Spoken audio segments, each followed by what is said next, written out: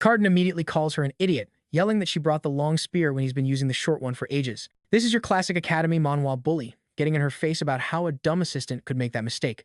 And then he starts bonking her on the head with the weapon. He spouts off that she doesn't even deserve to be in the class and only got in because she begged and pleaded. He keeps at it, asking if she's genuinely that stupid or just faking it. She's apologizing over and over, but he won't let up. And Ronin has officially seen enough. Ronin snatches the staff and gets right in Cardin's face, laying it out plain and simple. You want a duel? We're dueling. Otherwise, I can't promise what happens next. Cardin's all like, what are you even talking about? So Ronin, deadpan, asks, which part was too complicated for you? Before staring him down and saying, we're settling this. With a duel, Cardin is genuinely thrown for a loop. He's like, hold up, did I hear that right? What's your beef with me, exactly? Glaring at Ronin, he sneers. Is this seriously about that nobody? I don't even know her name. Then he gets real nasty, mocking, oh, is this a commoner thing? You two long-lost siblings or something? Ronin has had enough. He chucks the staff at him, yelling, shut your mouth and let's go, before pressing the tip right against Cardin's chest as a not-so-subtle hint to not get himself deleted. Cardin is completely baffled, trying to figure out how this guy is packing so much raw strength without a single drop of mana. And just as he's processing that, Ronin just yeets him halfway across the training ground. Ronin strolls over, cool as a cucumber, and says, you were whining about the spear being too long, so I, shortened it for you. He gestures to the two broken halves in Cardin's hands and asks with a smirk, enjoying the new setup? Spoiler alert, he was not enjoying it. He's absolutely seething, thinking about the sheer audacity of this peasant, and screams that he's about to show Ronin exactly where people like him belong. As he charges forward, screaming his head off, Ronin just stands there, completely unfazed, watching the train wreck approach. Cardin's roaring, you really think you can get away with this? Ronin effortlessly parries the attack and replies, oh, I'll get away with it. You should be more worried about yourself.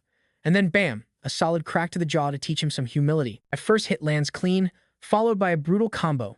It's just a relentless flurry of strikes, one after another, a total beatdown until Cardin is face down in the dirt. Standing over him, Ronin says, count your lucky stars we're at the Academy. Anywhere else? And this would have ended very differently. The crowd is buzzing, totally floored that Cardin, one of the top-ranked dudes, just got absolutely dismantled. But Ronin isn't done. He scans the crowd of bullies and asks, who's next? He then points to one of the cronies and calls him shameless for just standing there holding a towel. He looks the guy up and down and says, if your towel stinks, wash it yourself. Why are you making someone else do your laundry? You think the assistant is your personal maid? Ronin then flat out threatens to break the guy's nose, but Addishan jumps in front of him, pleading, please, stop. I don't know why you're doing this, but it's not necessary. She says it's okay, but Ronin isn't having it. He tells the assistant to please step aside, explaining that he can handle a lot of things, but he draws the line at watching her get disrespected. In his mind, nobody, not these clowns, not anyone in the entire empire gets to treat someone like that. He tells her again, more firmly this time, to move. He makes it clear he's not stopping until he's handed out L's to the entire crew. That's when Instructor Nabarros finally steps in, ordering Ronin to stop. She says she'll let the duel slide, since accidents can happen in a real fight, but she draws a hard line, warning him that if he continues this rampage, she's not going to be so forgiving. She orders him to drop his weapon and back off, but when Ronin tries to move, he's frozen solid.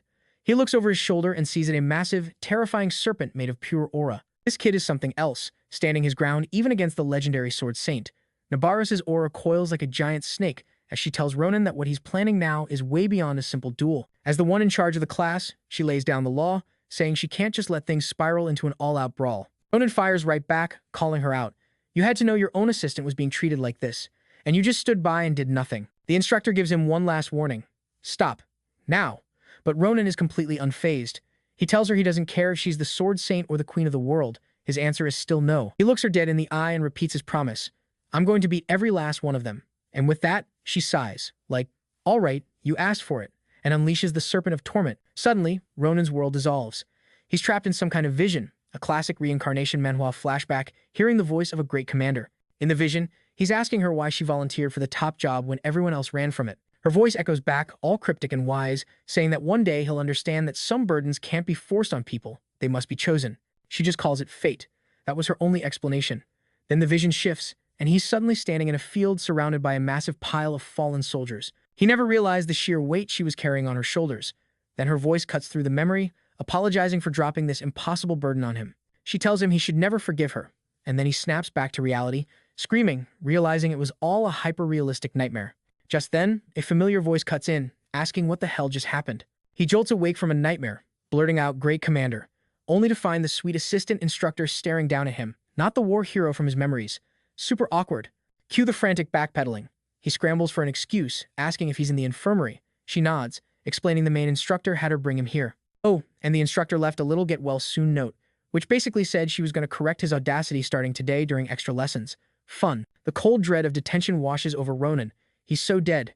Meanwhile, Addishan, completely missing the vibe, asks if he's, by any chance, mad at her. He spews some nonsense about being a respectable gentleman who is sensitive to etiquette. She just asks him to throw Cardin into the mix so she doesn't get all the hate, admitting she doesn't really get what's going on. She tells him not to get stressed out, then immediately wonders if she's overstepping her bounds as a dedicated, but totally walked all over, assistant. He doesn't even have to ask why she's a TA in this chaotic class. She admits that because of her situation, she goes easy on the other students, and they totally take advantage of it. But what about the actual instructor? The one who's just been chilling in the background, watching this whole dumpster fire unfold with a bucket of popcorn. Addishan explains that part too. She asks the instructor not to intervene. Ronin's brain short-circuits. Why would anyone willingly sign up for this kind of hazing, especially when she already feels like she doesn't deserve the special treatment she gets? On top of all that, she's a year behind everyone and is just now getting a handle on controlling her mana. This is blowing his mind, because the great commander he remembers had an aura that could stop an army. He figures even a legend like her must have had a rocky start. Addishan continues, saying she privately begged the instructor not to interfere. She was just grateful to be accepted as an assistant and didn't want to be an extra burden, insisting she could handle it. She claims she can take the heat, no matter how many times it happens. Even so, she genuinely thanks Ronin for stepping in, admitting she thought she was used to it. But Cardin's last verbal beatdown apparently hit a nerve. This prompts Ronin to ask the million-dollar question. Is she putting herself through all this Academy Manhwa drama just to become a great commander? She gasps, hand flying to her mouth like he just exposed her deepest secret. Was it that obvious? She whispers, admitting that's exactly it, but she's too embarrassed to say it with any pride. It's her ultimate dream, to become a great commander of the Empire. She knows it sounds nuts coming from an underdog, and trust her, she's heard all the trash talk. She hears the whispers constantly, but she refuses to give up. Showing him her calloused hands, she says she's grinding every single day to make it a reality. With that, she's got a jet next class is starting. She tells him to get some rest before heading back. He manages a quick thanks for the help, senior. No worries, see you around, she says, leaving Ronin alone with a million thoughts swirling in his head. He stares at the empty seat, and the commander's words from his past life echo in his mind. Don't let me do anything foolish. So now he's stuck. Present-day Addishan wants to be a commander, but past life, Addishan begged him to stop her. It's a classic reincarnation Manhwa dilemma. Anyway, flash forward to the weekend. At the entrance to the legendary Karfadoki Forge, Ronin, Maria, and Aesol are standing outside, waiting for service. Except, the place is a total ghost town. Ronin's already fuming. Seriously, why bother sending a late-night summons if you're not even going to be there to open the door? The note even hyped it up, calling the sword his greatest work. This is the VIP treatment he gets. Annoyed, he starts kicking at some junk on the ground. Maria leans over to Aesol. What's with him being so on edge? Aesol just shrugs, guessing it's some leftover drama from class. Ronin's had enough. We're not waiting anymore. We're going in. Maria looks hesitant, but he shuts her down. They're the ones who called us. That's basically an invitation. He finds the elevator panel, messes with it for a second, and the platform lurches into motion, taking the three of them down into the forge. He's still grumbling to himself, thinking the old blacksmith seriously needs a crash course in customer service 101. But his anger evaporates the second the doors open. The entire forge is an inferno, and from the looks of it, a lot of the blacksmiths didn't make it out. Suddenly, Aesol shouts, pointing at a freaking stone giant rampaging through the flames, chasing down the few survivors. As Ronin stares, completely baffled, Aesol starts trying to explain what the hell is going on. Figuring the blacksmiths were seconds from being toast, he snatched Aesol and prepped for a leap of faith. He barked at Maria to grab literally anyone with a pulse, preferably an instructor, and then swan-dived off the edge with Aesol, riding a wave of pure telekinesis. It was his classic invisible hand trick. Down below, the blacksmiths, totally gassed from the chase, collapsed, pretty much accepting this was the end of the line. Then, a flash of light so bright it could be seen from space vaporized a stone giant, and the blacksmiths saw their savior. Turns out, Ronin's been super stressed lately, and this little rock'em sock'em robot party was the perfect way to blow off some steam. He landed like a superhero and announced to the stone giants, "All right, party's over, you overgrown paperweights." Yeah, Ronin made it crystal clear their little shindig was officially canceled. One of the rock brains lumbered forward to swing, and even with a fist the size of a Kia coming at his face, Ronin didn't even flinch, just waited for that perfect opening. And when it came, he casually countered and decapitated the stone giant. Its head slammed into the ground with a deafening crunch, kicking up a massive cloud of dust. Through the haze, the blacksmiths recognized him. It was Darren's guest from the other day. Perched on the giant's corpse, Ronin was like, "Okay, give me the cliff notes and make it snappy." He needed the full scoop, ASAP. As Ronin, Aesol, and the two surviving blacksmiths hopped down, they gave him the whole chaotic story. After hearing them out, he asked, "So, a whole bunch of these rock monsters just popped up out of nowhere?" They confirmed it. No warning, No nothing. They just erupted from the ground and started wrecking the place. Every single blacksmith got snatched, Darren included, and then the giants just retreated back into whatever hellhole they crawled out of. Mentioned Dakin charged in after them, bless his heart, but the guy's no warrior. Ronin grimly pointed out that if this keeps up, they're all going to end up as giant chow. So, he got the picture. No more hostiles in the immediate area. Yeah, one of the blacksmiths chimed in, he just iced the last one. Ronin turned to Assel. All right, until Maria gets back with the cavalry, you're on medic duty. Scour the area for any injured. You find someone, you patch them up. I'm leaving Sita with you. She'll help you handle first aid, no problem. Assel, obviously worried, looked at Ronin, who just shrugged it off. Don't sweat it, I'm gonna go get our people back. Besides, Darren owes me something. Meanwhile, in the giant's lair, Darren is gushing over Dakon's bravery. Like, oh, you shouldn't have risked your life for me. Dakon's just screaming at him to run, but the blacksmith is more concerned about whether his precious invisible armor will hold up. Dakon, absolutely furious, snaps back that they're in the middle of a crisis and have no time for his weird priorities. If you've got the energy to ramble, you've got the energy to swing that sword, he yelled. But Darren refused. I can't. This sword is my magnum opus. I can't risk it, damaging it with my terrible swordsmanship. Dakon just stared. The guy was certifiably insane, a true weapon-obsessed lunatic. This was just beyond. And right on cue, a stone giant charged them. It raised a massive stone fist, ready to turn them into human pancakes, and brought it crashing down right on top of Dakon. Darren watched the hit connect, his face a mask of pure terror, absolutely certain his friend was now a red smear on the floor. But holy crap, Dakon was tougher than he looked. He actually tanked the hit without getting completely flattened. The bad news? His armor's defensive magic was fried, and the giant was already winding up for round 2. Dakon's life flashed before his eyes, a highlight reel of regrets and missed opportunities. And just as the giant's fist descended to deliver the final KO, he was interrupted by the giant being flash-diced into a million pieces by Ronin's blade. Our boy strolled up and told Dakon, "You did good, man. Tap out. I'll take it from here." He was facing down a whole squad of stone giants, but he looked about as concerned as a guy waiting for a bus. He just planted himself between them and his friends, ready for a fight. Dakon, still picking his jaw up off the floor, stammered, "How did you get here so fast? There were giants everywhere." Ronin just shrugged, "Oh them. Took care of them. Saved the other blacksmiths too." "That's impossible," Dakon sputtered. Ronin cut him off. Yeah, less chatter." He turned to Darren. "Give me the sword." He pointed, "That masterpiece you wouldn't shut up about. Fork it over." Darren, looking like he was giving up his firstborn, reluctantly handed it over, muttering that the hilt was still missing. "It's incomplete, but it'll do." Ronin's eyes lit up, absolutely itching to test this thing out. And wouldn't you know it, he had the perfect test dummies right in front of him. A handful of very angry-looking stone giants. One of them reached out to grab him, and Ronin just smirked. Should I give this a little swing? In the end, he decided why not and unleashed a single, devastating strike. The wave of power was straight out of a top-tier reincarnation Manhwa, obliterating the giants in one go, leaving Ronin himself a little shocked and the two blacksmiths completely speechless. The guy was practically drooling, asking what kind of mythical weapon this was. Don, puffing his chest out, asks how he likes Lancha, a name he swiped from some favorite dreamer of his. He was on cloud 9, absolutely buzzing about his masterpiece. And this sword? It was so ridiculously light you could barely feel it in your hand. Get this, Don hadn't even juiced it up with enchantments yet. Why? Because the blade has this wicked lifesteal trait, it literally patches itself up by drinking blood. He's betting it's a side effect of that exotic ribbon eggshell material. Ronin just looks at the blacksmith and goes, "Dude, you're an even bigger legend than I thought." Don, of course, is just soaking it all in, happy his new sword dad is proud. Dakon, the party pooper, is trying to bounce immediately, arguing they're the last ones standing so there's no one left to save. But Ronin tells him to grab the blacksmith and go, saying he needs to check something first. He plays it cool, like, it's probably nothing, but then adds, "I think there's a rat hiding nearby.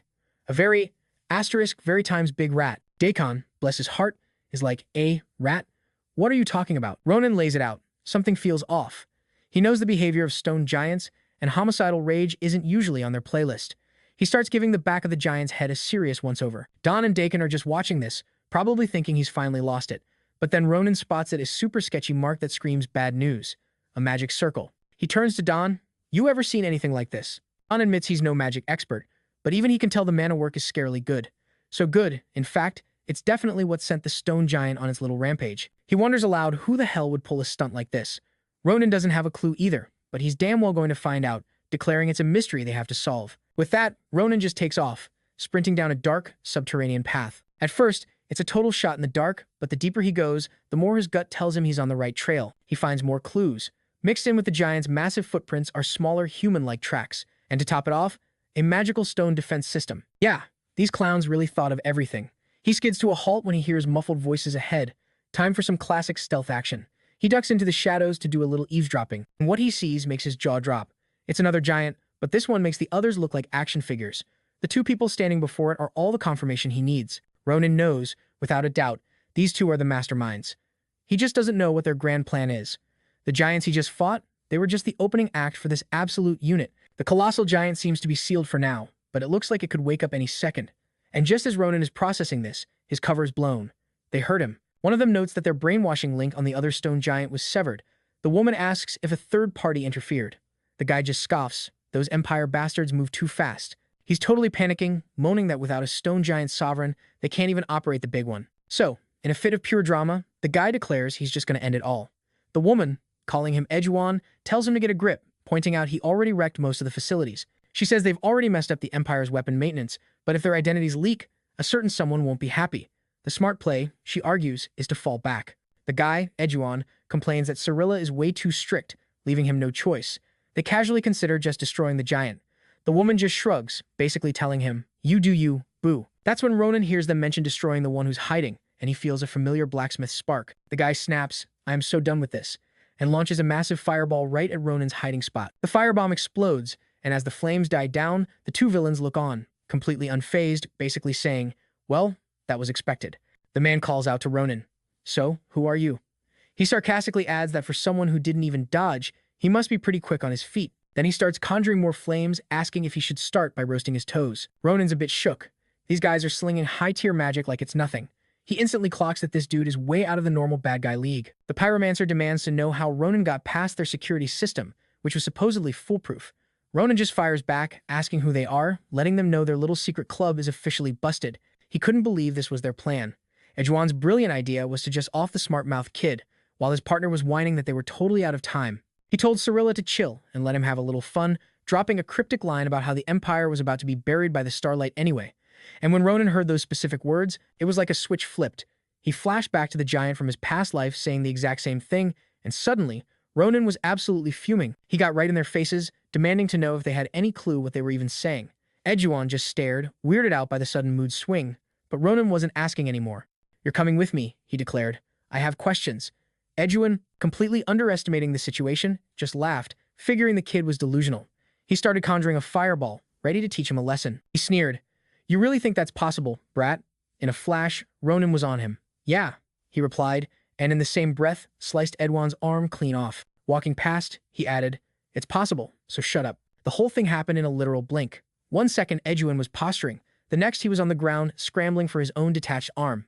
Cyrilla was completely frozen, even her partner couldn't react in time. She finally snapped out of it and went to make a move, but it was useless. Ronin was already there, his hand clamped around her throat. He calmly told the lady it would be in her best interest to answer his questions objectively. He looked her dead in the eye, adding, "That is, if you don't want to end up like your buddy over there." And to prove his point, he started to squeeze. She barely managed to blast him away with a last-second mana shield. He just dusted himself off. "So, we're really not going to cooperate, are we?" He tapped the shimmering barrier she'd thrown up. "Cute," he said. "Pretty sturdy, but not sturdy enough." And then he just started carving right through it like it was made of glass. Her mind was reeling. How was he just cutting times her mana shield? The moment it shattered, he stabbed her, deliberately missing her heart. Then he noticed her ears. A half-elf, he sighed, genuinely disappointed. He couldn't believe she'd team up with a clown like that. But while he was busy judging her life choices, something was brewing nearby, and he didn't notice until an explosion rocked the area. He casually glanced over, still keeping the half-elf pinned under his foot, and effortlessly sliced the incoming wave of fire in two with his sword. It struck him as odd that the fire freak was still attacking, considering he'd already been dismembered. Then he saw it.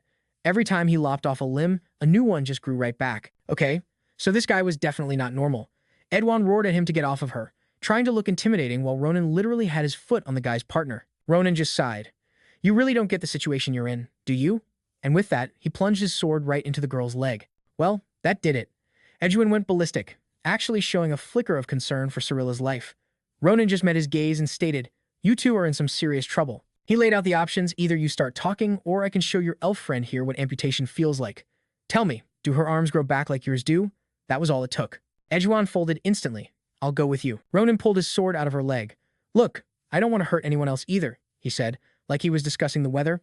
"It's just a hassle if one of you dies." But when he glanced down at her, she was smiling, a full-on, creepy grin. He was like, "What is wrong with you? Because you know, why is she smiling? And then he felt it. Something behind him. The massive giant she'd summoned was back, winding up for a huge swing. For once, Ronin was actually caught off guard. He had no idea when it had broken free of its seal. Even so, he managed to dodge the initial blow.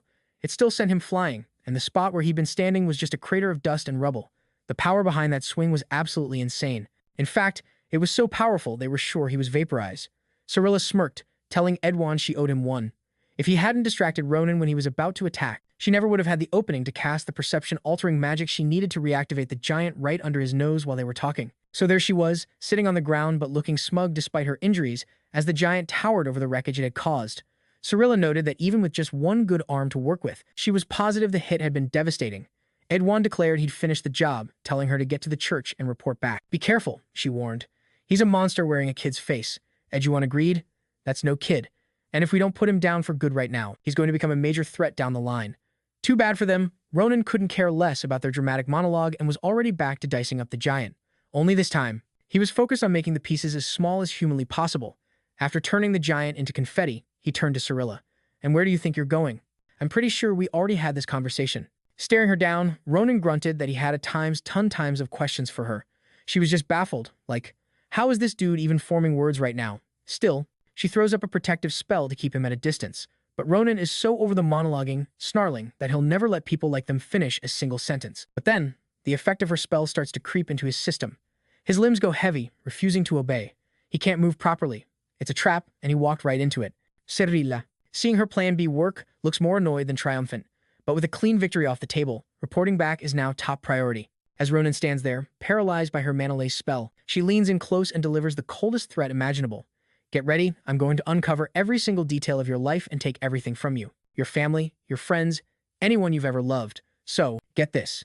Every single life she had would become his property, and he was not about to let her just dip out. If things went down like last time, he was destined to be the last man standing, and not in a good way. The only play left in his book was to wish she'd just stop.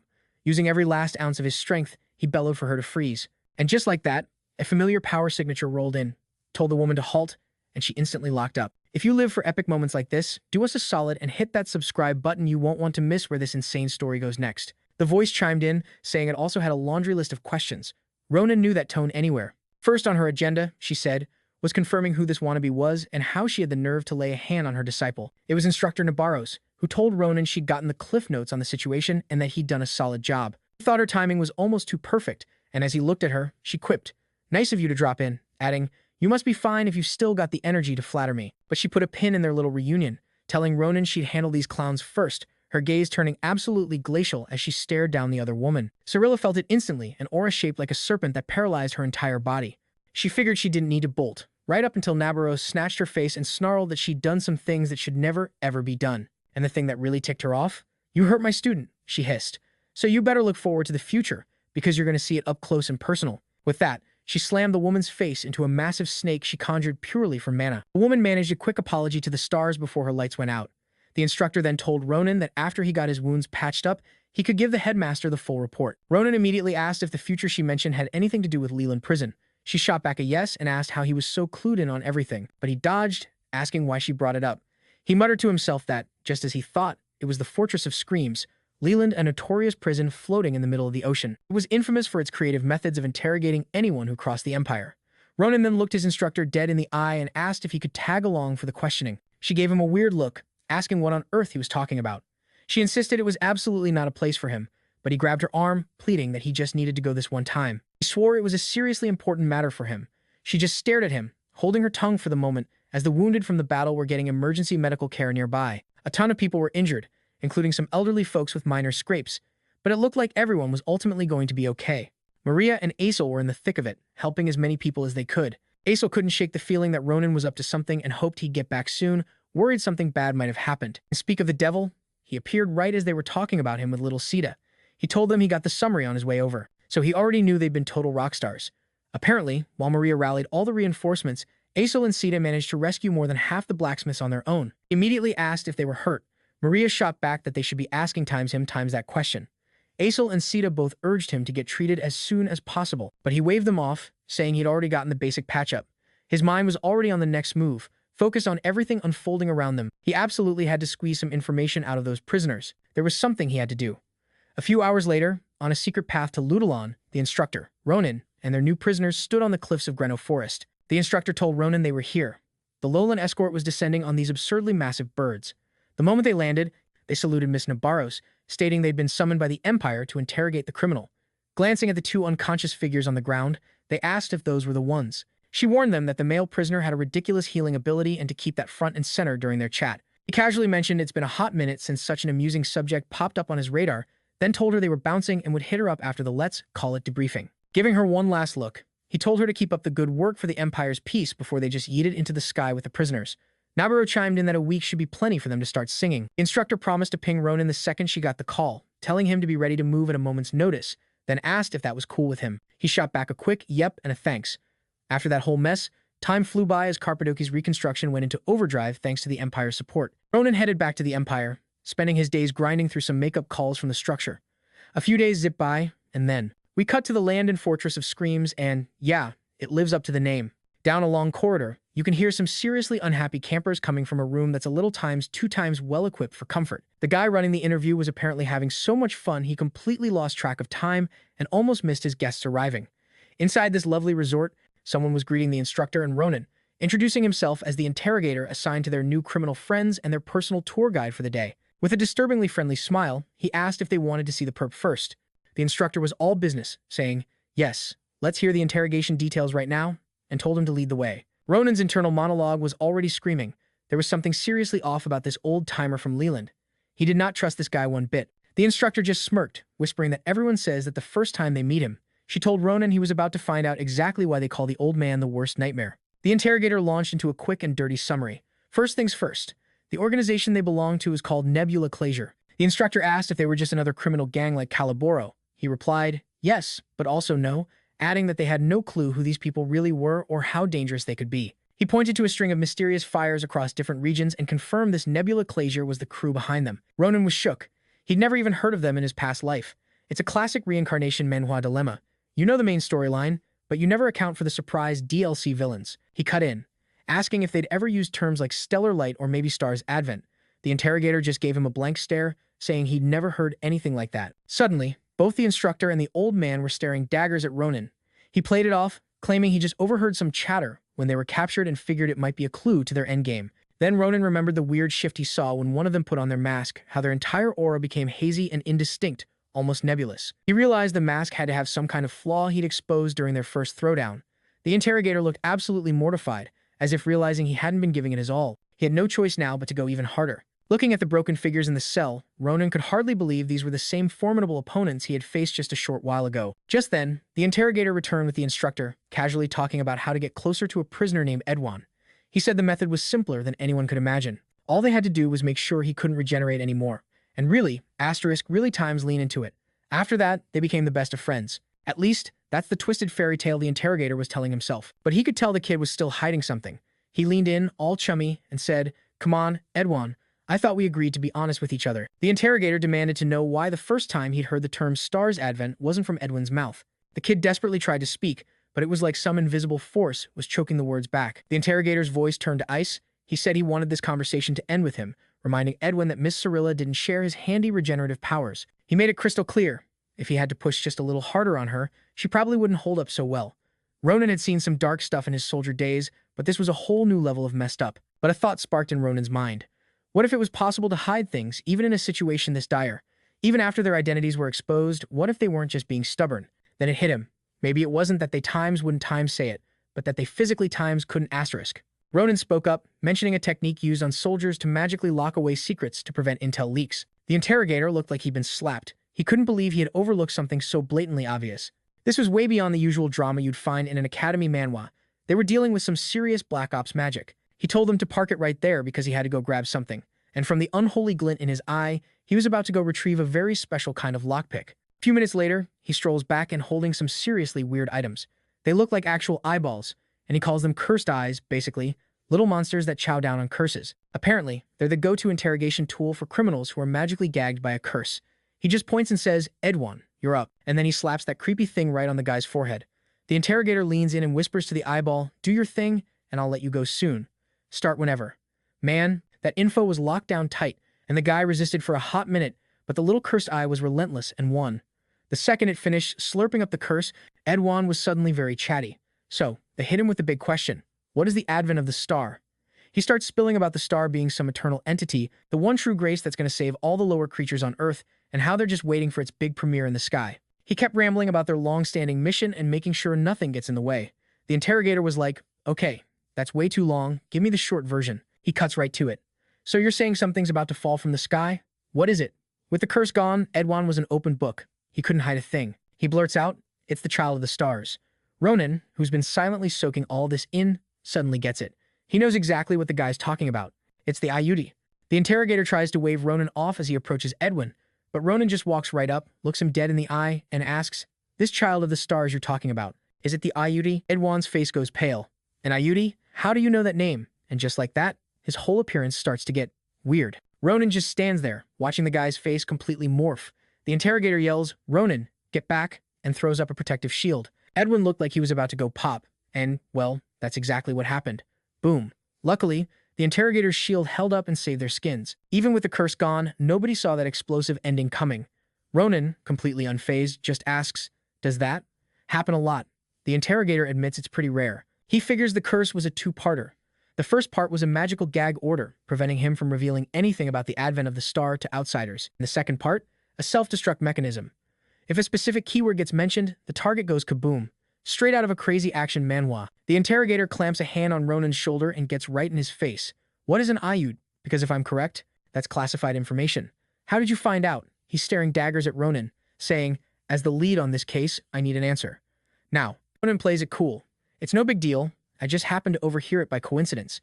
He reminds the guy, you know, you were the first one to find me, right? So yeah, it was just something I heard while I was hiding.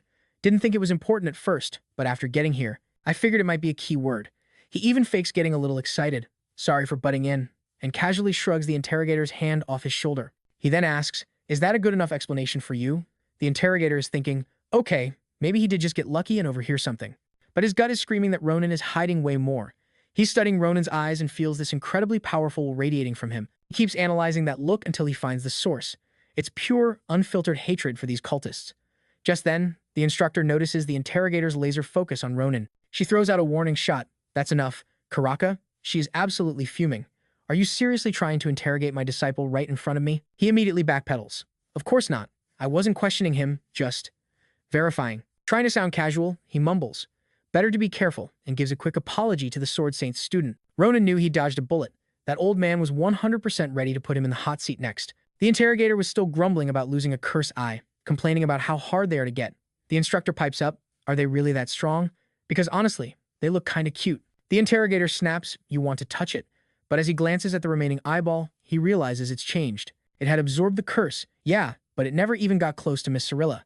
Then it hits him he remembers seeing Ronin about to cast a mana shield. That's when he grabbed his shoulder. Alright, so the interrogator just stares at him for a second before yanking a literal cursed eyeball off his own shoulder and slapping it onto Ronin's arm with a quick my bad. Ronin doesn't even have time to process this insanity before the eye starts slurping up a hidden curse on his arm like a demonic smoothie, and then it just straight up explodes. Yeah, it explodes. If you think that's wild, you should see what's coming, so go ahead and tap subscribe so you don't miss it. Anyway, Ronin is understandably freaking out, demanding to know why his new arm buddy just detonated. The interrogator grabs Ronin's hand, all serious, and is like, the eye couldn't handle the sheer volume of your curse. Then he drops the bomb, my dude, you're cursed. Ronin's just standing there like, you're gonna have to elaborate on that. Without missing a beat, the dude starts grilling him, asking if he's ever felt weirdly nerfed in daily life, like being unable to sprint or even hold steel objects without issues. You know, super specific things that only he times couldn't do.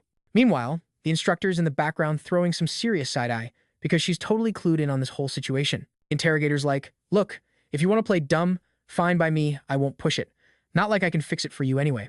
But then he leans in. Still, I know one thing. Judging by the raw power of this thing, whoever slapped this hex on you times really asterisk. And I mean times really asterisk. Hates your guts. Fast forward a bit, and the interrogation is wrapping up. They give the guy a polite thanks for the trauma, and the interrogator promises to hit them up with any new intel from Cyrilla's questioning. He adds that this is one nasty curse, so cracking it is going to take a while. The instructor just nods, all businesslike, telling him to call them the second he finds anything. She turns to Ronin, stating the obvious, you must have a lot on your mind right now. And Ronin's like, yeah. Just found out my body's been secretly cursed, no big deal. Just as they're leaving, the interrogator drops another cryptic hint, he's a student at Filion. The instructor's like, And your point is? He replies, let's just say I know who's been MIA for a long, long time. Turns out, the only curse buster on the entire continent is a one Professor Maya's secret. With that little nugget of info, Ronin and the instructor are airborne, heading back to the academy. The whole flight back, Ronin is just clutching that eyeball, totally freaking out, and the instructor's trying to get him to chill, asking if he's settled down yet. He admits he's been feeling off for a while. He figures it all started back when he touched that freaky eye-shaped monster. He looks at his instructor, desperate, and asks, is there something seriously wrong with me? She reassures him, saying it's actually a good sign the curse is weakening. Then she asks the million-dollar question, any idea who'd want to curse you? But Ronin draws a total blank. He's like, I basically lived the life of a saint, which is the biggest lie ever told in a reincarnation manhwa, so he's clueless. He quickly changes the subject, thanking her for having his back in Leland. Ronin admits that the interrogator's stare was so intense, he was about to confess to crimes he didn't even commit just to make it stop. But she just brushes it off, saying she was only doing her job as his instructor. No thanks necessary. And Ronin's just thinking, wow, she's not just a badass, she's a genuinely good person. Which is super weird, because he has zero memory of her from his past life. His working theory is that Nebula Clazier must have messed with the timeline, because otherwise, this woman is a total enigma. Cut to the next day, back in the classic Academy Manhwa setting, the magic training grounds, Sheer Forest. He mentions offhand that the famous Park of the Pillars is located right here. He bumps into Adashan, who he hasn't seen since the incident. She credits the instructor for her still having a spot at the academy and asks how he's been, and Ronin just gawks at her like a total doofus. Then his brain reboots and he remembers the whole Grand Commander fiasco. He has absolutely no plan, not a single clue what the hell he's supposed to do about that mess. His brilliant strategy? Just smile and nod. Real smooth. He flips the question, asking how she is, and she reports that everyone who used to be terrified of Cardin has gotten a lot friendlier, although she notes that whenever she gets near Cardin now, he looks terrified of her. Not a bad feeling, honestly, she adds. Then Adashan pivots, saying the instructor told her about his little curse problem. She says she knows he's on a quest to find Professor's secret, which is exactly why she's here. So now, they're both posted up, waiting for the professor to show. And right as she's explaining this to Ronin, someone pops up out of nowhere. Adashan's face lights up, and she's immediately tackled into a massive hug by the newcomer. The girl is gushing about how much she missed Adashan and asking how she's been. As Ronin takes a closer look, the pieces click. This has to be the wolf-ear girl they were talking about. He just stands back and watches the reunion go down. Adashan apologizes for the sudden summons, explaining that it's for something super important. The girl asks, so, why the urgent need to see Professor Secret? And it's only then that her eyes land on Ronin, finally noticing he exists. So, our hero's grand plan to get decursed involves a sketchy meeting with a professor deep in a forest, and his guide looks like she wants to use his skull as a doorstop. He's already sweating pure anxiety as her eyes go wide with what can only be described as homicidal rage. He timidly admits he was the one who asked for her, and even tries a weak, hey, long time no see. This is the kind of chaotic energy that makes an Academy manhwa legendary, and if you want to see if he makes it out alive, you better be subscribed, because she absolutely loses it. The girl throws a full-blown tantrum, demanding to know what times he's doing here. She looks so uncomfortable taking him to his destination that she keeps asking, are you times? Sure, times this is the place. Turns out the weird key leads to the professor's office, and he looks at the creepy cabin and asks if she's planning on burning him alive, calling her Eli. Well, that was the wrong move. She goes nuclear, screaming that he can't call her that and demanding to know who told her she's an arsonist. She's absolutely fuming and just snarls at him to follow her. Honestly, Ronin isn't even shocked. How does someone this volatile even become friends with the great commander? He starts wondering if she's the original Aolua and how that friendship even happened.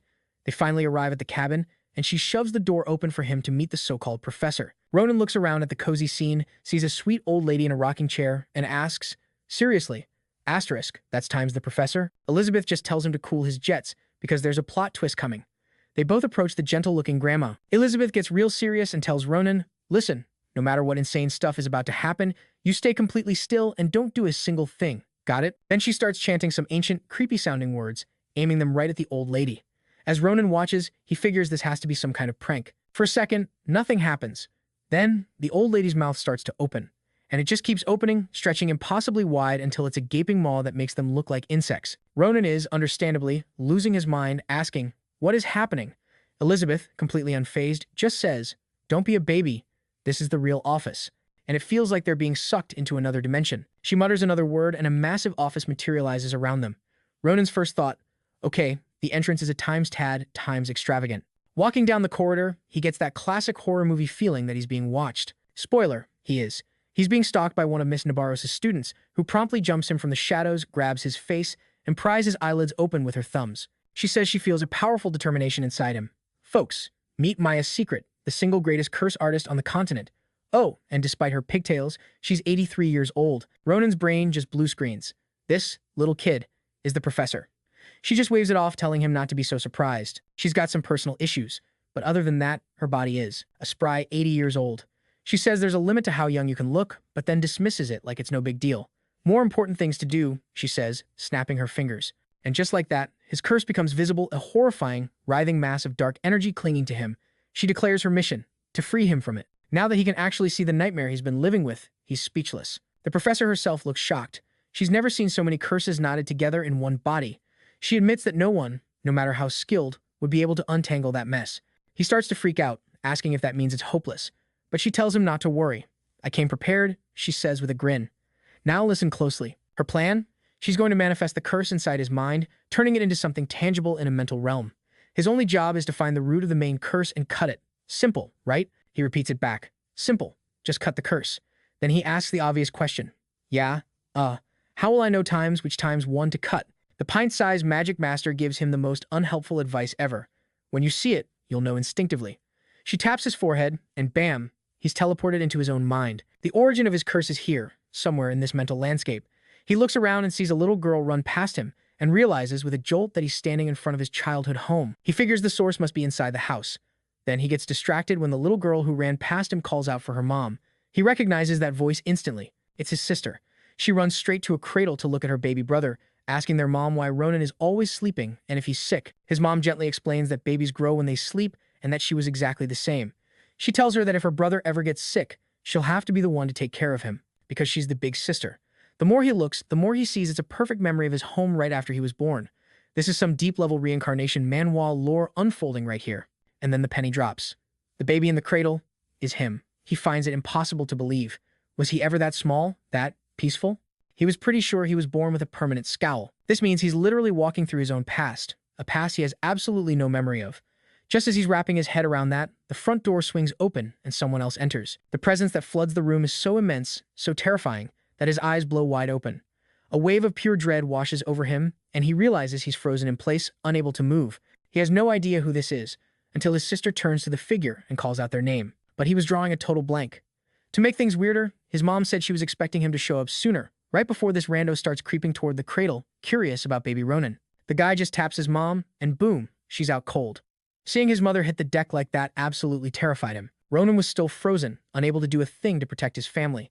His sister's confused voice asks why their mom suddenly collapsed, and then zap, the guy curses her too. Ronin is seeing red as the man dares to touch his own forehead. With the family down for the count, the mysterious figure continues his slow, ominous walk towards the cradle. Ronin didn't catch it at first, but the man's hands were writhing with the same shadowy curse that had erupted from his own body. The moment he touched the baby, the entire room was engulfed in a blinding flash of light. Everything went white, and even Ronin was completely blinded. Okay, mission clear. This guy had to be permanently deleted. Meanwhile, back in the real world, the magic system was having a little chat with Elizabeth, breaking down the deets on this absolutely insane curse. Elizabeth cuts to the chase. Just how many of these things are we dealing with? The system's reply? A casual. If you want a hard number, let's say 10. Elizabeth was floored. 10 curses sounded less like a problem and more like a full-blown apocalypse. This is more baggage than the entire student body in an academy Manhwa. She was convinced that not even the system itself could handle that kind of magical mess. But the system just shrugged it off, saying it wasn't a big deal, which only freaked Elizabeth out more. Turns out, only one of the curses was currently causing all this drama. Back in the memory, the man, after putting mom and sis on a forced nap, was now looming over the cradle where little Ronin was sleeping. After slapping the curse on his baby self, the man strolls right past present-day Ronin. Just like that, the paralysis lifts, and Ronin can finally move again. He scrambles over to his mother and sister, desperately checking if they're okay. Huge sigh of relief, they were just in a magically induced coma. Kneeling beside them, he's totally lost. He forces himself to focus. There's only one objective in this mental playground: kill that guy. He ignites his sword, slices the door to ribbons, and blasts out to give chase. And surprise, surprise, the dude is just waiting for him outside. Ronin's like, seriously, you were waiting for me? What do you want? But the man just stands there, silent. That's it, Ronin snaps. How dare you touch my family in front of me? He roars, vowing to make him pay as he charges forward, blade ready to strike. A plot twist, the mystery man summons his own sword and an epic duel kicks off. The fight is unbelievably intense, and even Ronin, a master swordsman, is getting pushed back. He can't wrap his head around it. How is a walking curse this good with a sword? He's completely on the defensive. This guy fights like a final boss from some dark fantasy manhwa, not a simple curse. Throughout the clash, Ronin takes hit after hit, his body getting covered in cuts. Then the man slips past his guard and carves a deep gash across his chest, a blow so severe it sends Ronin crashing to his knees. The man turns to leave, but Ronin refuses to let it end like this. He doesn't get it. Why can't his sword even touch this guy? He can't let him just walk away without a single answer. He grits his teeth, telling himself to stop being a crybaby and get up, because he still has questions that need answering. Staggering to his feet, he shouts, "This isn't over yet." He looks the man dead in the eyes and asks, "Why are you doing this?" He saw the look on his family's faces, heard their tone. They wouldn't act like that with a total stranger. He recognized the same affection in his mother's eyes that she always gave him. It could only mean one thing. A plot twist worthy of the craziest reincarnation manhwa. This shadowy figure was his father. Why? Ronin screamed, his frustration boiling over as he realized he was just talking to a ghost who refused to answer. "You made Mom and Sis miserable, you put a damn curse on me, and you don't even have the decency to apologize or explain yourself," Ronin screamed, lunging forward for one last attack. "How dare you call yourself a father?" And with one clean, furious slice, he took his head.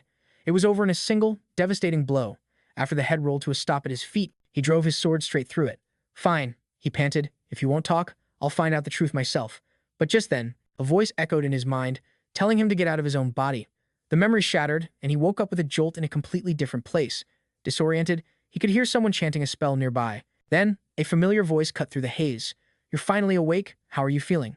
Startled, Ronin whipped his head around, demanding, "Who's there?" He was sprawled on the ground, completely confused, with no idea who was with him. Then it clicked. "Wait, Professor Secret." She sounded pleased.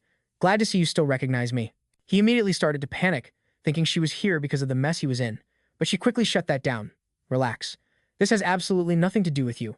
So after all that psychic deep diving, she hits him with the classic, "You feeling different yet?" And Ronin, ever the charmer, basically replies, "Look, I already thought you were kind of weird, and yeah, this whole experience just cemented it." And instead of being offended, she just beams at him, like he handed her a winning lottery ticket, chirping that this means everything is going exactly as planned. Cut to them having a totally normal post-curse exorcism tea party, where Ronin admits his mind is pretty much blown.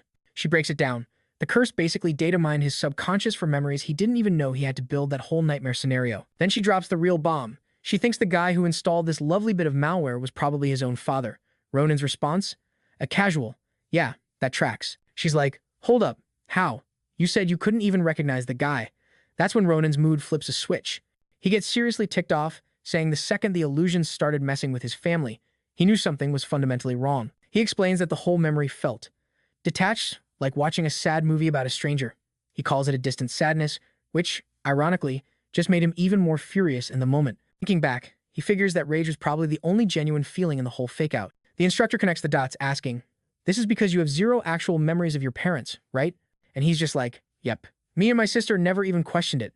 It's like a huge chunk of his personal history was just cleanly deleted. The magic instructor theorizes that it wasn't just his feelings that got snipped, but a piece of his entire existence. It looks like Dad didn't just curse him, he performed a full-on memory rewrite, the kind of twisted plot you'd find in a top-tier manhwa.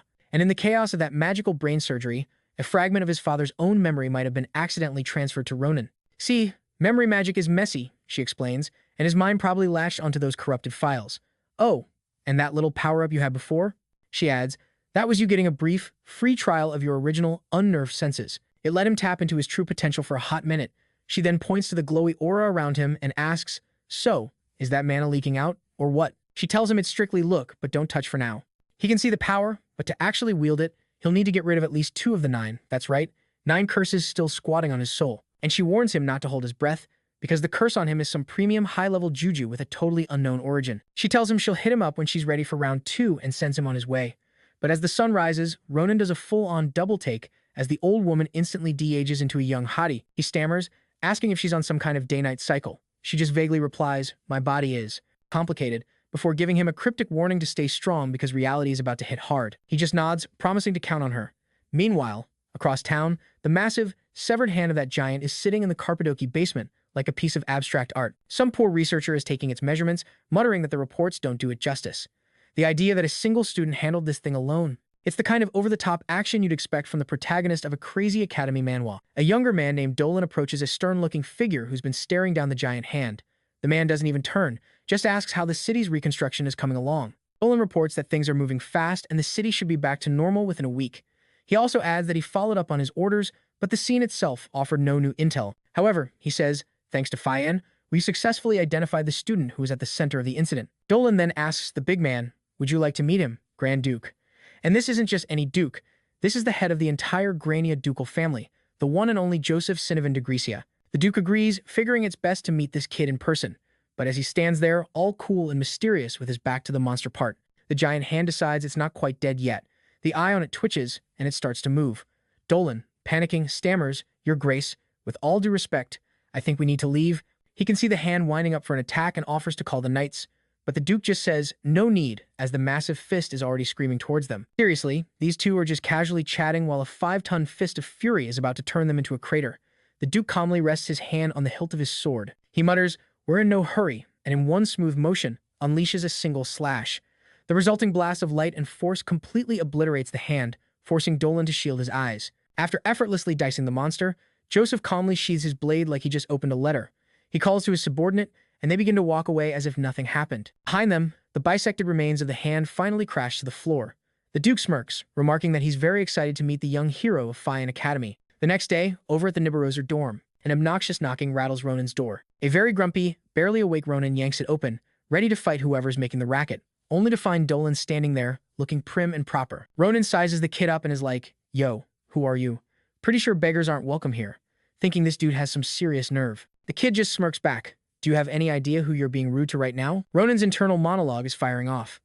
Okay, so the kid looks like a noble, no doubt, but the mana rolling off him is weird. It's dark, almost unnaturally so, and feels like it's mixed with something else. In fact, it barely even registers as mana. It's got this bizarrely familiar, yet totally alien, feel to it. Just then, a hand clamps down on the kid's shoulder as a voice says, Dolan, stand down. The newcomer continues, we're not exactly in a position to be acting like this, and that's when it hits Ronin. The crest, the attitude. He's staring down the actual Duke of the Empire. Talk about a plot twist worthy of its own manhwa. And hey, speaking of epic stories, make sure you're subscribed so you don't miss how this insane encounter plays out. Snapping back to reality, Ronin walks forward, bowing his head. My apologies, Your Grace. Please, allow me to apologize on behalf of my knight as well. Could I perhaps have a moment of your time? Next thing you know, they're sitting down for a proper chat, with Dolan the attack dog standing guard by the Duke. The Duke casually places a sheathed blade on the table, the very one Ronin helped finish just the day before. Ronin plays it cool, not even asking why. His Grace personally delivered it. The Duke explains that the master blacksmiths of Carpadoki insisted, especially Master Darren. He was quite adamant. Besides, he adds, I wanted to express my own gratitude personally. The Grania family and the Great Carpadoki have always had a fantastic relationship, he continues. Even my own Pale Path sword was forged by Master Don. So, as a small token of my thanks to the hero who saved Carpadoki, I've brought something for you as well. And with that, the Duke offers Ronin the Grania medallion. This isn't just any medallion, it bears the patriarchal seal. Ronin's eyes go wide. Are you seriously giving me something this valuable? This thing could buy, like, 3 entire villages. Don't worry, the Duke chuckles. The other 2 students who assisted also received gifts from the blacksmiths along with their own medallions. I do hope you like it. Ronin's thinking, heck yeah, I like it. They're going to treat this like a family heirloom. Feeling a wave of relief, he's ready to move on, but the Duke's tone shifts. Now, onto the real reason I'm here. I want to talk about the ones behind this incident. Suddenly, the Duke's entire presence changes, and this pressure fills the room. Ronin feels a shiver go down his spine. It's unsettling. But damn, he's also seriously impressed. This is the power of the head of the Grancia family, the undisputed top dog. Ronin collects himself and says, I'm not sure how much you already know, but these rats are far more dangerous than you can imagine. As he says this, the bodyguard, Dolan, tenses up. Ronin catches it instantly, a subtle but distinct shift in the kid's mana. Ronin doesn't know what the hell that energy is, but it's a dead giveaway. The kid reacted to the word rats, and that feeling. It's the exact same sinister vibe he got from the 2 attackers he fought. The light bulb goes off in Ronin's head. Holy crap, the Duke's own bodyguard is one of the rats. Meanwhile, Duke Joseph, completely oblivious, just asks, Ronin, is something wrong? He noticed Ronin trailed off, but he's completely missing the psycho-killer aura radiating from his own subordinate. The Duke even asks, are you feeling unwell? Ronin is just baffled. How can the single most powerful man on the continent not sense this? This is a classic reincarnation manhwa trope where only the protagonist can see the truth. Why is he the only one who can perceive it?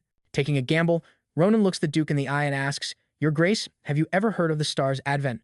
The moment the words leave his mouth, the bodyguard can barely keep his composure. Seeing the kid twitch, Ronin keeps pushing. It's connected to an organization called the Nebula Chaser.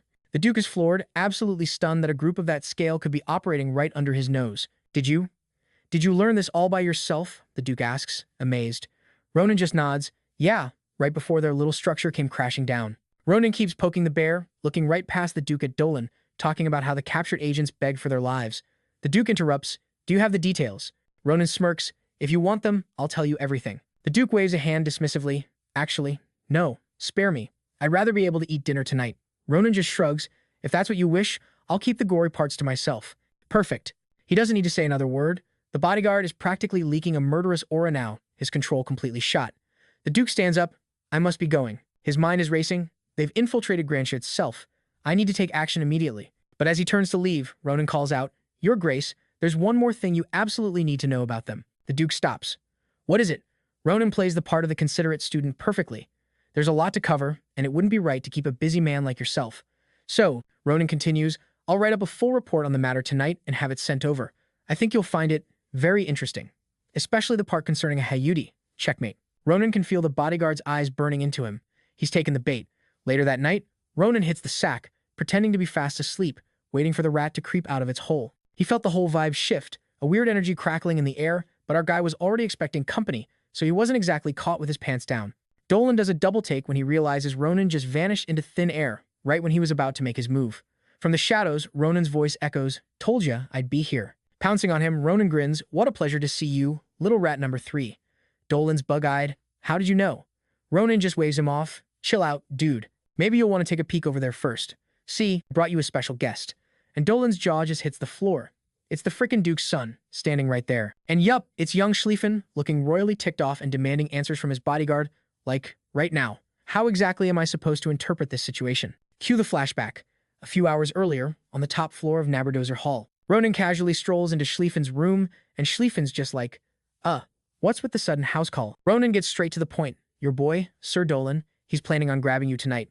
I'm guessing he saw something he shouldn't have, and wants to confirm his suspicions about me." Schlieffen scoffs, "Dolan, in terms of skill and loyalty, he's one of the best knights my family has."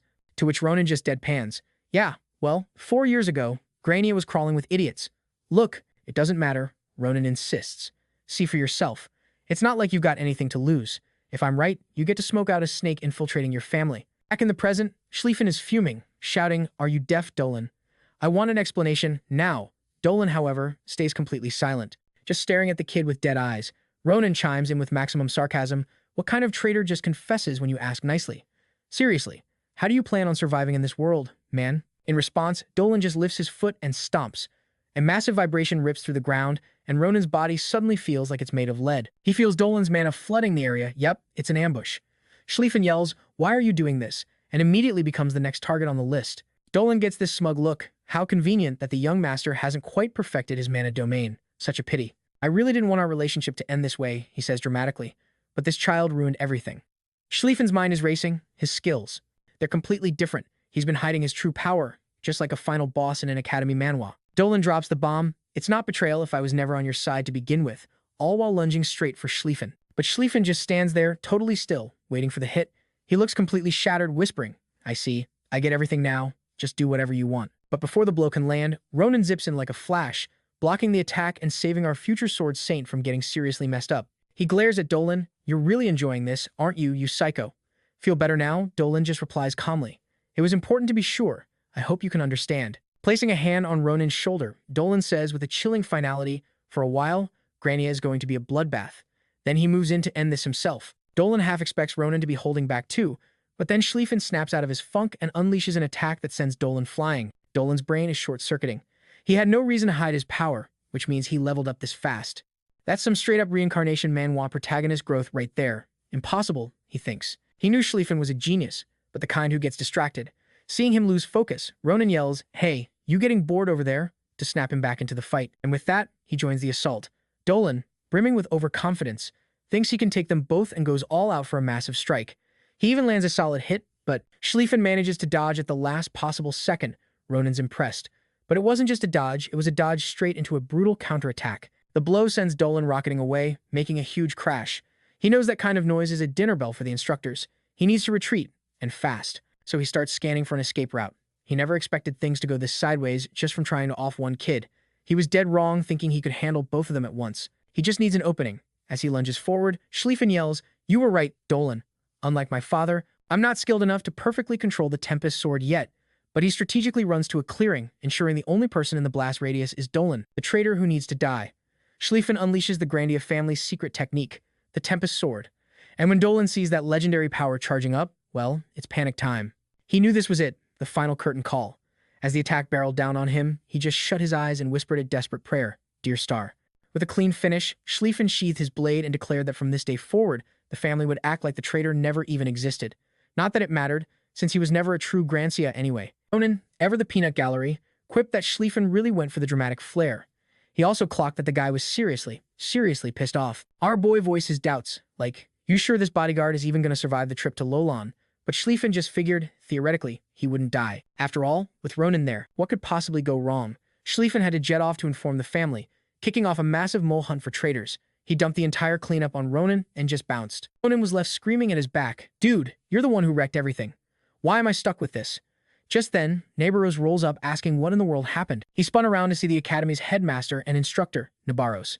But Ronin's brain immediately short-circuited, completely distracted by her pajamas. So, of course, he says, "Yo, I dig the PJs." She just stared, demanding an answer, while the headmaster had to intervene like a disappointed dad. "Ronin, her taste in sleepwear is not the current crisis." The headmaster was relieved Ronin was in one piece, but he needed an explanation, like 5 minutes ago. Ronin was ready to talk, but he needed the headmaster to hear him out on one thing first. Ronin just blurted out, "Damn, hey." The words just hung there, making zero sense. The headmaster even repeated it, completely baffled, as if trying to decipher ancient runes. Later, in the office, the headmaster got the full scoop on the Grandia family's espionage problem, admitting that thanks to Ronin, they narrowly avoided a much bigger disaster. Ronin's only request was to keep his little man-of-vision ability on the down low. He was worried it would paint a giant target on everyone he cared about. The headmaster promised a full investigation, stating the Empire was, once again, in Ronin's debt. He offered a reward, asking if there was anything at all he wanted. Ronin's eyes lit up. Oh, he had something in mind, all right, and it was going to need some top-level approval. The very next day, in the bustling Filian's Great Hall, Ronin was the center of attention, holding court for a massive crowd as he pitched his latest, brilliant idea, something he called the Special Adventures Club. He laid it all out. This wasn't some book club. This was a club focused on off-campus activities and real, no-holds-barred combat scenarios. And with the headmaster's official stamp, it was the only club in this whole Academy Manhwa setup that was actually allowed to leave school grounds. To join, just show your face at the first Galilean arena during tryouts.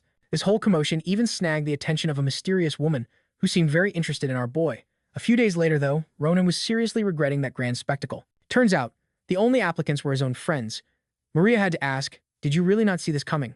Under the guise of a skills assessment, Ronin had basically beaten every potential recruit into the dirt. He was also saying some wild stuff, acting like he was ready to die for the club. Word on the street was that to join Ronin's little gang, you'd need at least 10 lives. Ronin just shrugged it off, arguing that's what real fights are like. He wasn't worried. He was just filtering for the truly promising badasses. Ronin turned to a completely wiped-out Braun and asked if he felt better after their spar.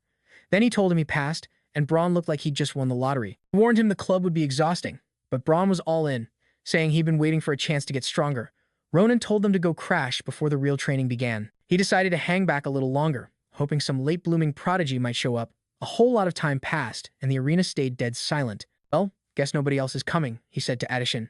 As they were about to leave, Ronin mentioned that she must be crazy busy with her instructor's assistant duties. Adishin confessed that if it wasn't for her job, she totally would have tried out.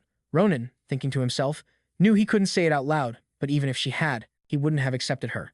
He had to figure out this whole becoming the Grand Commander thing, and that was a seriously important personal quest. Suddenly, a voice cut in, "Thank goodness you're still here."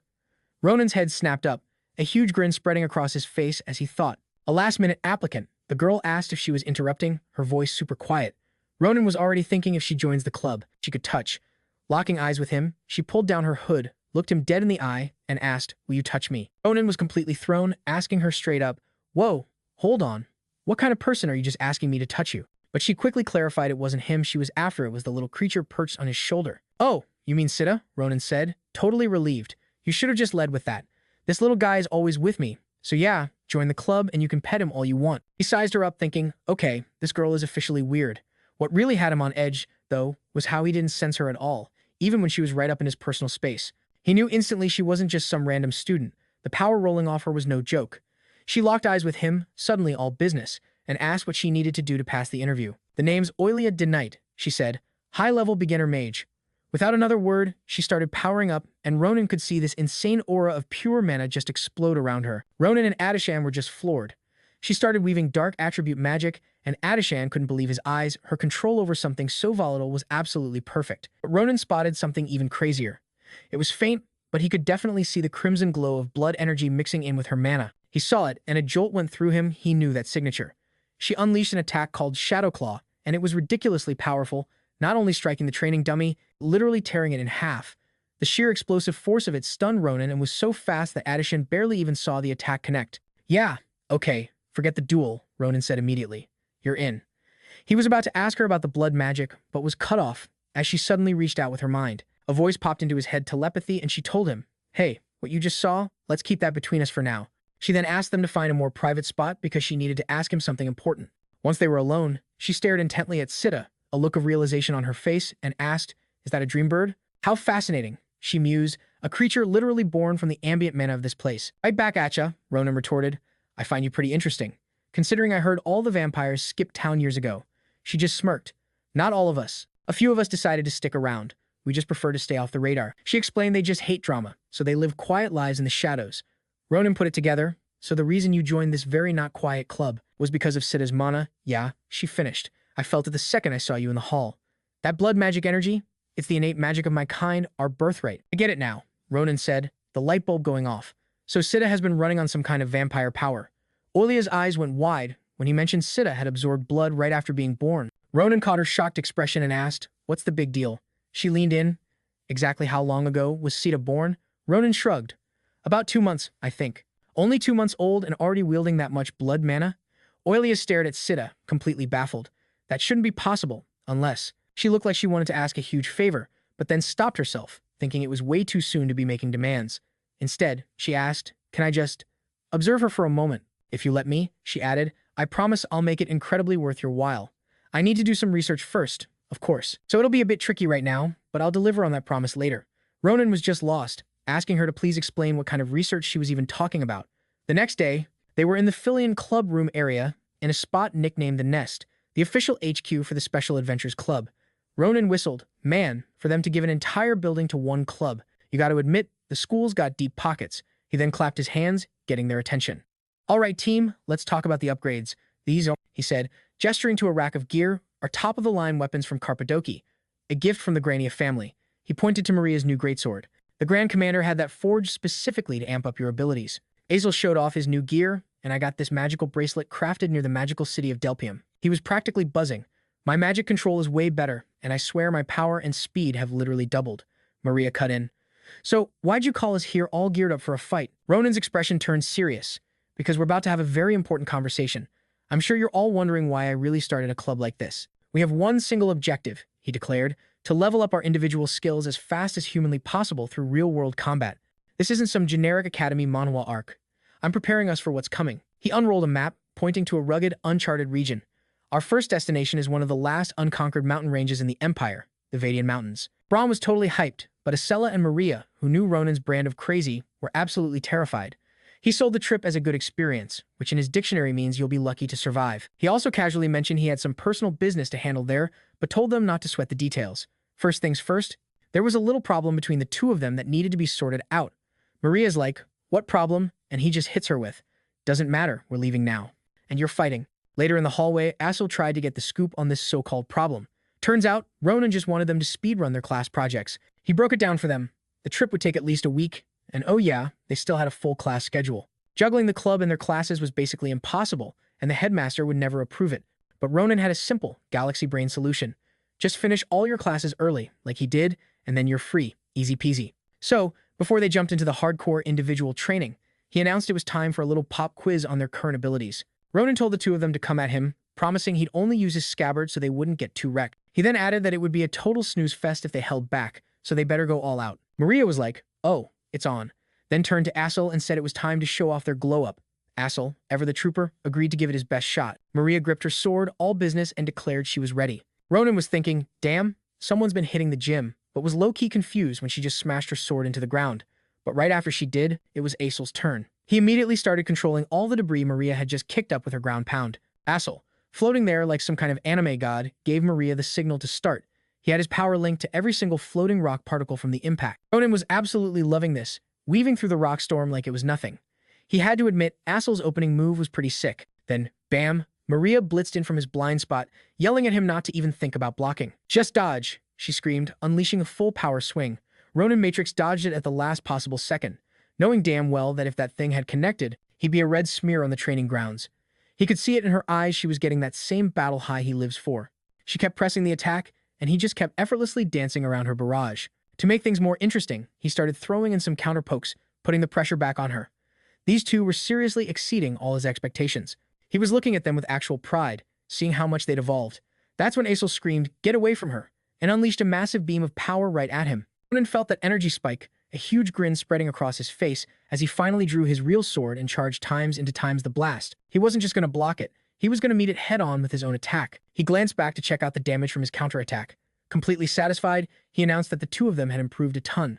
Clearly, they weren't just slacking off while he was away. The two of them, especially Asel, felt like completely different people, which genuinely surprised him.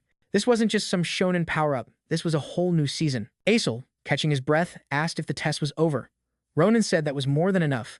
He figured the real training wouldn't take long, a month, maybe even just 2 weeks would do it. Therefore, they could start the special training right this second. Maria protested that they literally just finished fighting. Ronin's response? "Doesn't matter, we start now." And so began 2 weeks of him relentlessly chasing them with his sword, basically begging for more fights. 2 weeks later, he was casually handing out certificates. This, of course, was a huge shock. The director was like, "Are you telling me these are early completion certificates for your entire club?" Ronin just replied, "You got it." He clarified it wasn't for every time's single subject, but asked if it was enough to get them a permission slip to leave campus. The director, sticking to his promise, gave them the green light. The very next day, they were deep in the Vidian Mountains. Maria immediately noticed the vibe was different, the mana in the air was pure, top-shelf stuff. Braun asked for the game plan. Ronin told him to chill. They weren't even at the main destination yet. As for what they were doing, he said they also had to find something. A little scavenger hunt, if you will.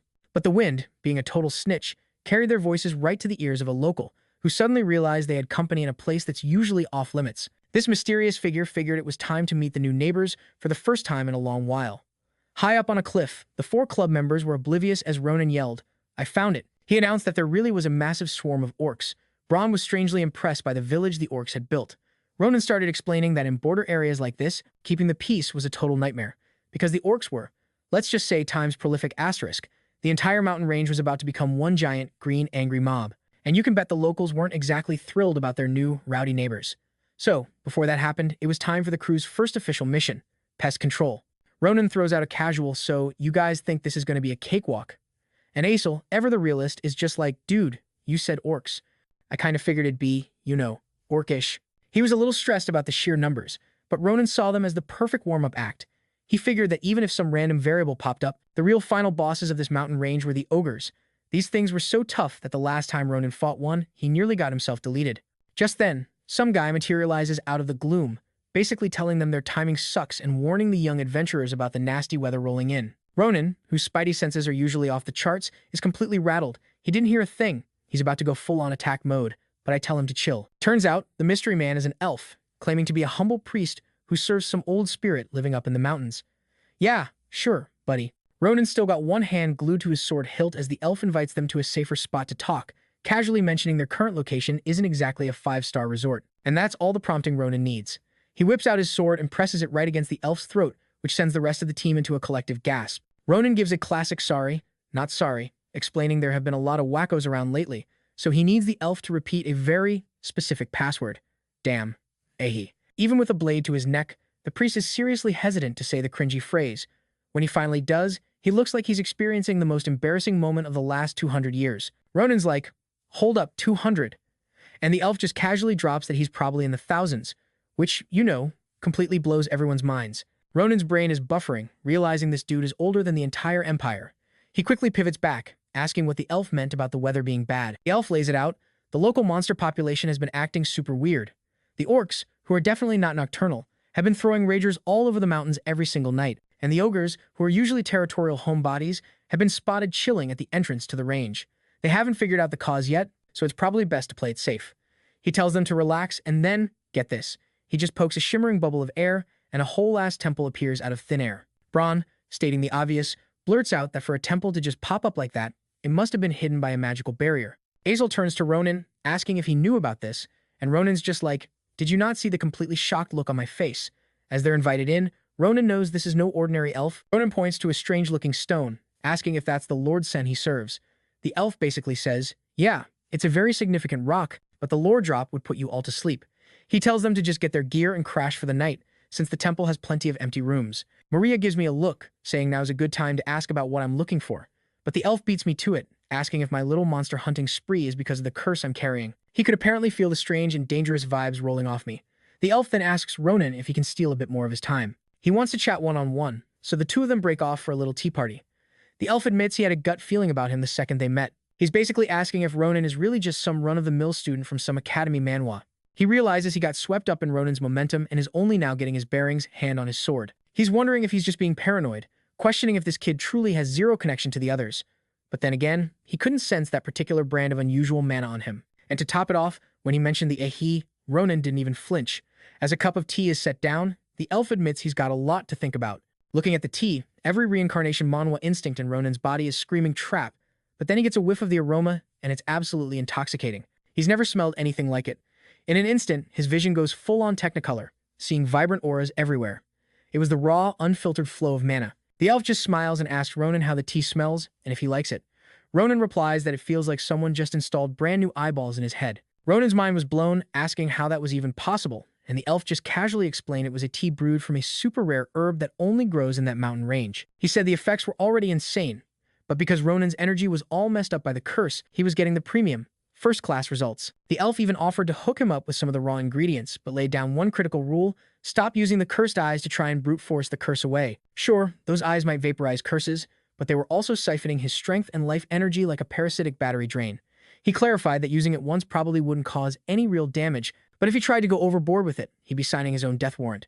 Then he dropped the million-dollar question. "You knew that, right?" To which Ronin basically replied, "Nope, had no idea." He just confessed he was in a mad dash to get the whole curse situation handled. The elf hit him with some classic sage advice, saying the more you rush, the more you need to know when to pump the brakes if things go sideways. He gave Ronin a stark warning that he was one bad decision away from a totally irreversible, game-over scenario. And that's when it clicked for Ronin. He remembered Professor's secret, saying the curse was a nightmare to remove and would require a ton of prep work. Even knowing he had a support squad ready to help after that whole entity fiasco, he'd let panic take the wheel. He realized he needed to be way more careful. After all, if his life runs out, it's game over before he even gets a rematch with that giant. He glanced over at the elven priest, trying to figure him out. He was positive they'd never crossed paths in his previous life, yet the guy felt incredibly familiar. Like a key character from a time's reincarnation, Manhwa, times he'd somehow forgotten. Ronin figured his sudden sense of urgency was probably because of those creepy religious fanatics lurking around. At the mention of them, the elf's interest was officially piqued, and he wanted to know everything. Ronin explained they were waiting for something called the Advent of the Stars, describing them as a seriously dark and twisted crew. A grim look crossed the elf's face. The star-worshipping cultists were making their move again. As night fell, the elf stood before his sacred stone, his suspicions confirmed.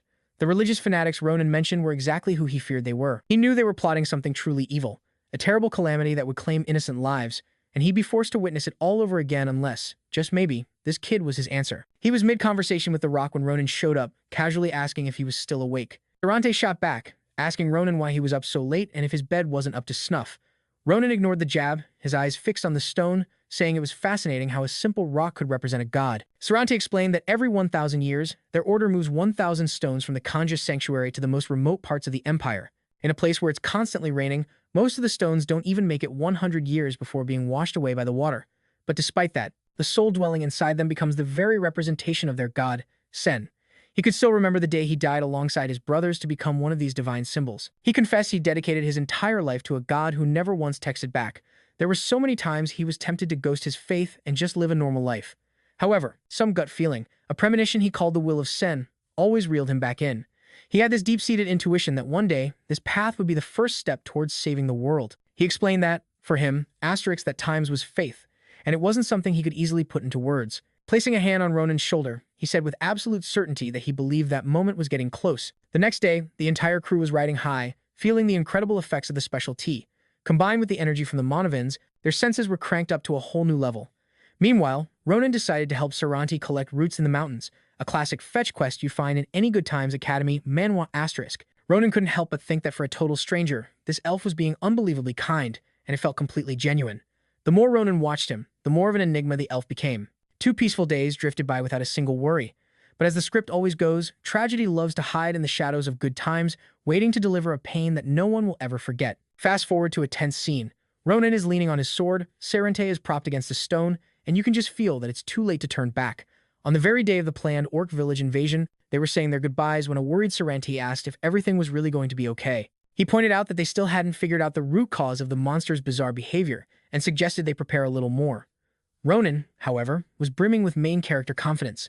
He said it'd be fine, reasoning that while their actions were weird, the monsters hadn't actually gotten any stronger. Plus, with their crew, they had more than enough firepower to handle it, so there was no need to worry. He also mentioned that their field trip was wrapping up anyway, so they had to get back to the academy soon. Sarante then offered them a bit of magical insurance, a spell that would let them teleport back to the barrier instantly.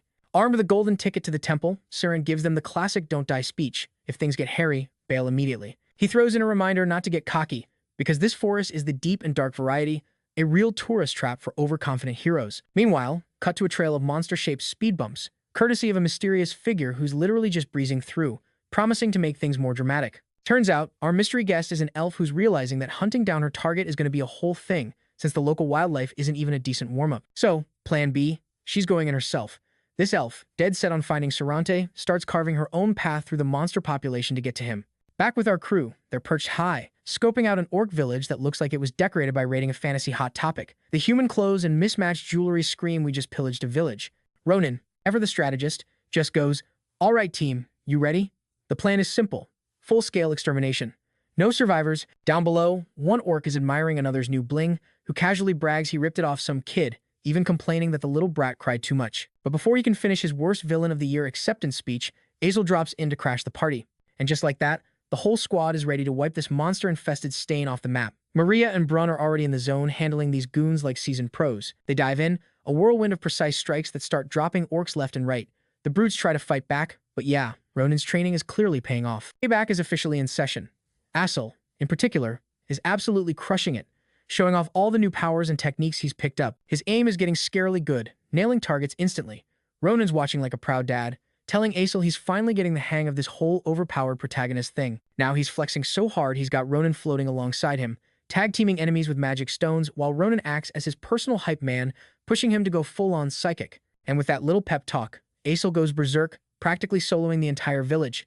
After the dust settles on his one-man wrecking crew performance, Azel starts freaking out, worried about getting hit with some divine punishment for going overboard. Ronin's just like, "Chill, if you're getting smited for this. Then we're all going down together." Braun chimes in, helpfully adding that his punishment would probably be the worst of all. "Yeah, not helping, dude." Maria just throws him a death glare. As Ronin is lost in thought, Sita interrupts by smacking him in the face with a paw and pointing insistently, having sensed something. Following the cat's lead, Ronin and Azel stumble upon someone tied up, and even from a distance, they can guess what's going on. It's an elf, and the grim conclusion is that she was left as the orcs' emergency rations.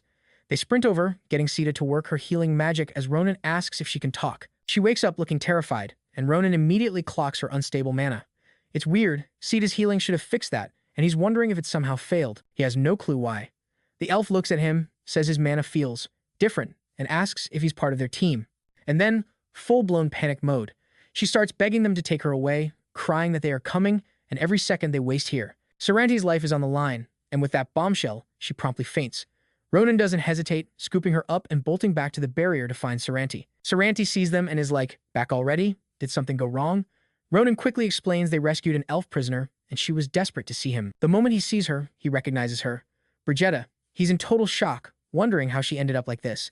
Meanwhile, a short distance away, the rest of the crew is still sweeping the area like Ronin asked, but they're coming up empty. Maria's about to call Braun back to the temple, but when she turns, she sees Azel has found something. She walks over, and he confirms it. There's something seriously off about these orcs. He points out that their bodies look different. Maria asks if he's clueless too, and he admits he's never seen anything like it. The plot just thickened, like a top-tier Academy Manhwa mystery. It looks like they were concealed under a double layer of magic this whole time. Braun, ever the intellectual, asks Azel what the heck these magic circles are supposed to do. So, the elf's getting patched up, with Sarante and Ronin playing battlefield medics. Sarante's like, "All right, first aid's done, just try to chill." Ronin hits him with the hard questions. "Yo, why didn't healing magic work? Is she hit with some kind of super poison?" But Sarante just gets all grateful, saying, "Man, I owe you everything. You just saved my precious sister." Turns out, she's one of the last living followers of a god named Sunil in the entire world. He goes on about her unshakable faith, calling her his dependable sister, and then asks Ronin, seriously, name your price. What can I do to repay you for saving someone this important to me? Ronin's probably just standing there, totally bewildered, thinking back to the elf girl literally screaming about how they were all about to die. Sarante, back in front of the spooky rock, finally admits, honestly, even I'm not totally sure. He explains it's some cult that worships an unknown being they just call God. He says these guys have been in the shadows for so long, he has no clue who they really are, just that they're behind all sorts of messed up stuff. They call themselves a religious order. Hearing that makes Ronin's eyes pop. Sarante drops the name Bomb. They're called the Nebula Chasier. Ronin immediately asks, are those the clowns who are after me? Sarante is floored that Ronin's even heard of them, admitting he thought they'd finally given up since they'd been quiet for so long. Ronin's got a one-track mind. We need to bolt for the archipelago, like yesterday. But Sarante straight up refuses to leave. He pulls the classic hero card, saying, if I run, innocent people in the next town will get hurt, and I'm not about to let that happen. He even tells Ronin and his crew to get lost as soon as possible.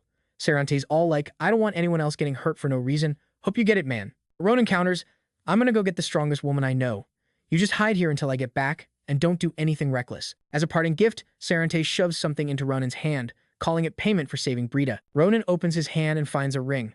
Sarante explains it's an old key, a pass to the magic tower. He tells him, if you ever make it to the Dawn Magic Tower, show this to the librarian. It's like a cheat code from an Academy Manhwa.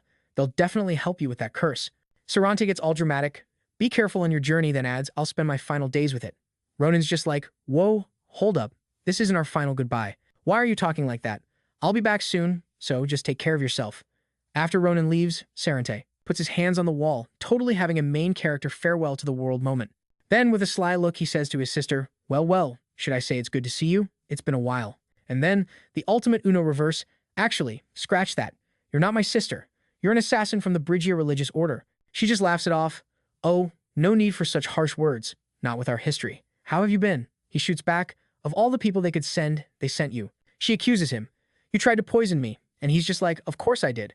I'm dealing with the shadow of Romheim, not some amateur. She admits her whole capture by orcs routine was a setup, saying, finding you was a real pain. You know, even using monsters as bait wasn't getting your attention. But then, she says, I saw them. Those funny little toys of yours, buzzing with time energy. My first instinct was to kill you and scatter the pieces. But some old belief held me back. Aren't you touched? She taunts. He's not amused. In that case, I'm not letting you walk away from this. He puts on a scared face. Ooh, so scary. I guess I can't even make a joke around you anymore. All right, I'll stop messing around, she says, her tone shifting. Here are my orders. You either surrender or I kill you. And with that, she unleashes an energy blast so huge it shakes the very air. Ronin, already on the move, feels that massive power surge and freezes in his tracks. What in the world was that? Right then, his team, who'd been searching for him, finally shows up. Perfect timing, he says. Did you guys find anything while you were scouting? Maria reports in, one of the squads found something odd. Right after you left, Assel noticed a strange magic circle on the corpses, one he's never seen before. Ronin's just as baffled by the mention of a magic circle, but before anyone can process it, a massive explosion rocks the area, coming from right near the temple. Ronin's first thought was Sarante, but that was immediately drowned out by the sound of an entire ogre horde waking up on the wrong side of the bed. He could only stare as a tidal wave of angry green meatheads started charging right for them. They were smashing through the forest like a wrecking ball convention, and forget checking on the temple explosion, they had a much bigger, uglier problem. Oh, and the cherry on top, a two-headed ogre was leading the parade. Meanwhile, back in the temple, family game night was getting intense. Sarante, a mage who could probably level a city, was locked in a perfectly even duel with his dear sister. She was still trying the whole join the dark side recruitment pitch, but her sales tactic was a little aggressive. We're talking a sword literally dripping with her own blood, because apparently blood magic is her thing now. She lunged forward, only to be stonewalled by her brother's defense. Sarante barely held on, because Bria was packing some serious power and the determination of a telemarketer. They both braced for the next round. Bria came at him again, each slash wilder than the last. And Sarante, for all his strength, was fighting with one eye on his psycho sister and the other on Ronin's safety, which is generally a bad idea. The sheer force of their attacks was turning the ancient temple into rubble, but neither could get the upper hand. Bria had the nerve to quip that for an old man. Her brother was surprisingly tough. She sighed, saying it was a shame she'd have to off him. And why couldn't they just team up?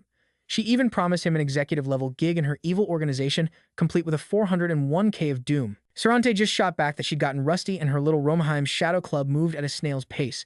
Bria just smirked, claiming she was just bored. Then she dropped the bomb. You're not even focused on me. You're just stalling so those kids can get away. The look on his face when he realized she'd been onto him the whole time was priceless. She read him like a book, saying he was just trying to keep the chosen one out of the crossfire so he could get away without feeling guilty. Honestly, she found it kind of fascinating, since he'd basically given up on the world he spent centuries protecting. Durante's voice dropped, ice cold. They're just guests. Don't even think about touching them. You crossed that line. And I promise you, I will not be smiling when this is over. Her reply, a smug, oops, too late, already did. Just as she said it, Sarante felt a massive spike of energy from the kid's direction. In that split second of distraction, his guard dropped. That's all she needed, a flash of steel, and his arm was gone. Meanwhile, speaking of big trouble, that two-headed ogre was absolutely wrecking Ronin and his crew. The sight of the double-dome monstrosity had the rest of the squad frozen like statues. Ronin had to scream at them to snap out of it, yelling, "Get behind me, now!" He knew this wasn't some midterm boss from an academy manhwa. They were completely out of their league. The ogre's two heads swiveled to look at Braun, who just blue-screened on the spot. A casual backhand swat followed, sending the poor guy flying into the nearest boulder with a sickening crunch. He was not getting up from that.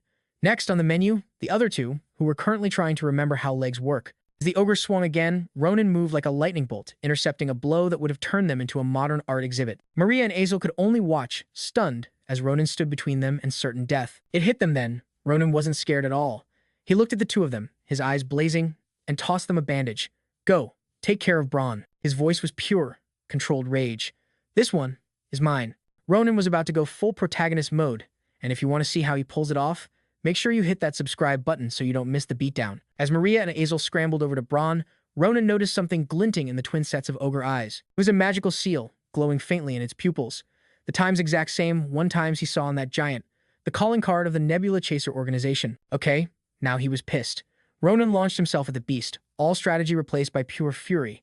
He hammered it with a flurry of strikes, but this thing was built like a tank. The ogre fought back, its massive fists occasionally clipping Ronin, who just shrugged it off and came back swinging even harder.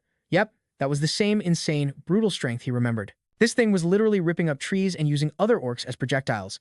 On any other day, Ronin would be thrilled to finally get a rematch he never finished. But this wasn't any other day. This ogre made one critical mistake. It hurt his friends. Across the clearing, Sita and the others were desperately trying to patch Braun up. Ronin stared the ogre down, his expression grim. You're already dead. He took a breath, gathering his power, then exploded upwards in a spiral of attacks, using the momentum to climb higher and higher, positioning himself for the final, fatal plunge. But the ogre wasn't just going to stand there and take it. See, in his past life, a classic reincarnation Manhwa plot point, he lost because he couldn't break through its ridiculously tough hide.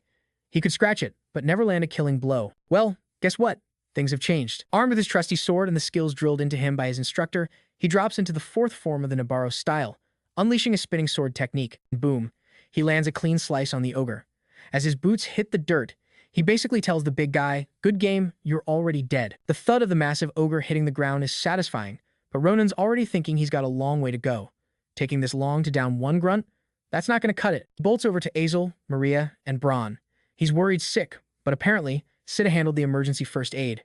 Even so, Braun is definitely going to need a real doctor, stat, but he'll live, for now. Ronin tells them to get a move on while he makes a detour to Sarante's place. When he gets to the temple, though, his jaw hits the floor. The whole place is a total wreck. He's like, what the hell happened? I was gone for like 5 minutes. He spots a figure stumbling towards him and calls out Saran's name.